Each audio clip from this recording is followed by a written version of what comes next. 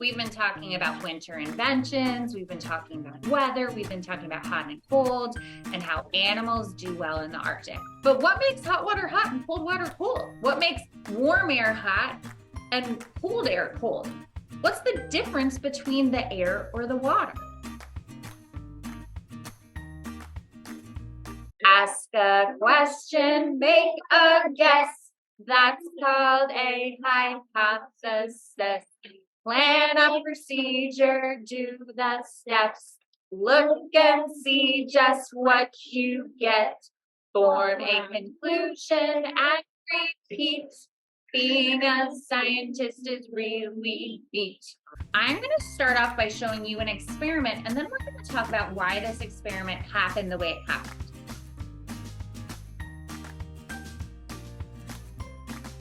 So I have a jar that says, and a jar that says, but right now they're both empty. Nothing's in them. What I'm going to do is I'm going to add some cold water to the cold jar and some hot water to the hot jar. Now this water is hot enough to make tea with it. It's from a tea kettle. And this water is so cold that I had to break up the ice in it. So one's very hot, one's very cold. I thought to be able to show the difference pretty well, I would add some drops of food coloring to the cold. We're gonna add 1, 2, 3. 1, 2, 3. Oh, maybe that was 4, but that's okay. And then we're going to add some red to the hot, just to really show that difference. 1, 2, 3, 4. Okay, now I'm gonna add some cold water to the cold.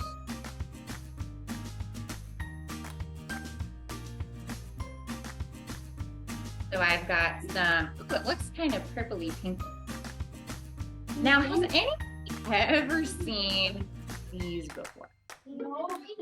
These are Alka-Seltzer tablets, but what they do is when they hit the water, a chemical reaction starts. And that chemical reaction is going to start creating fizzing and bubbles. But we have a very hot jar and a very cold jar. Do you have any hypotheses as to which reaction might happen faster? So Wiley is thinking that it might happen more quickly in the hot.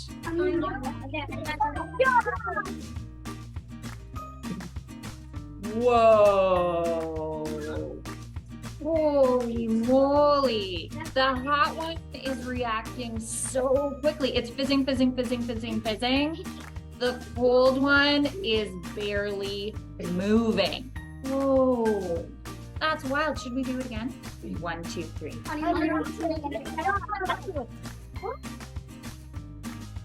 It looks like it's pink. No. It's turning pink. Wow.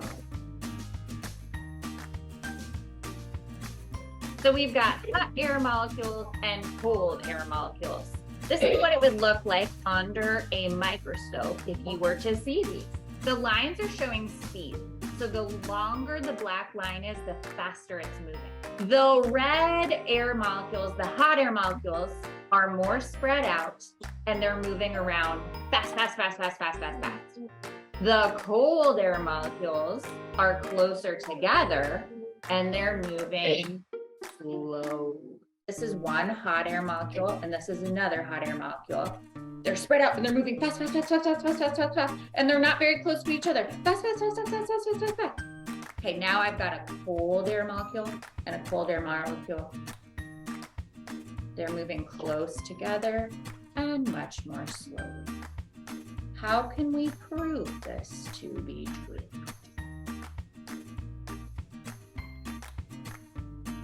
Well, another way we can prove it is with this experiment here.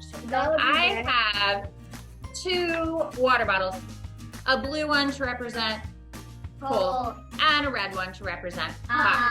And they are both, are they empty? No, they're full of something. Air. They're full of air. So I want to trap that air in there. So they're both equally full, right? Yeah. And they're both full of Air. and the air is about the same temperature right now. I'm going to put some cold water in my cold tray. Ooh, goodness. I might need to hold it in there. So I've got some cold and my cold hot water in here because I want to heat up those hot air molecules. And as I heat the hot air molecules,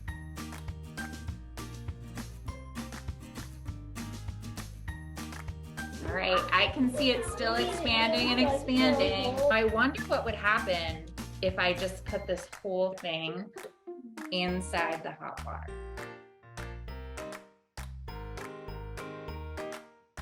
So it should be roughly the same amount of air in here as in here. But this one's blowing up because What if it pops? the molecules are moving around like they're having a dance party. We're going to make a thermometer. So for my thermometers, I'm going to need one jar They're still dancing around. and another jar. These two jars each have the same amount of water in them. I put the water in for the same tap. It's the same temperature of water. They each have a half a cup of water. Now here's where this gets chemical. Is water a chemical? Yeah. Yes. It is. Who knows the chemical formula for water? It's H2O. There you go. My sister told me that. Now this is some rubbing alcohol. Rubbing alcohol can be used to clean cuts. It's clear, so it looks like water, but it's not water. You can't drink it. You cannot drink it. So in each of these, I'm going to be putting some dye. I need to put a half cup of rubbing alcohol into each, which makes this no longer water, even though it's going to look like water. It's just going to be a chemical. Don't drink it, everyone. Nope. So they're both the same temperature right now. I have these two lids. They each have a hole in them.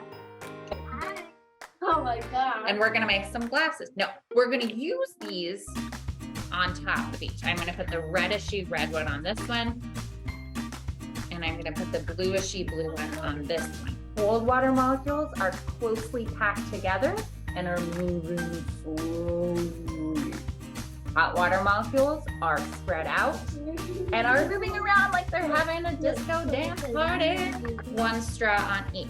I'm gonna use a little bit of this Play-Doh to make a seal so air is not coming in or out of the hole. So that the only place where my air is moving in and out of is the straw. I'm going to put my blue one in some cold water and my pink one in some hot water. They might start moving up the straw in the same way like a temperature rises up and down in a thermometer. Is there a chance it won't work? Absolutely, that's science.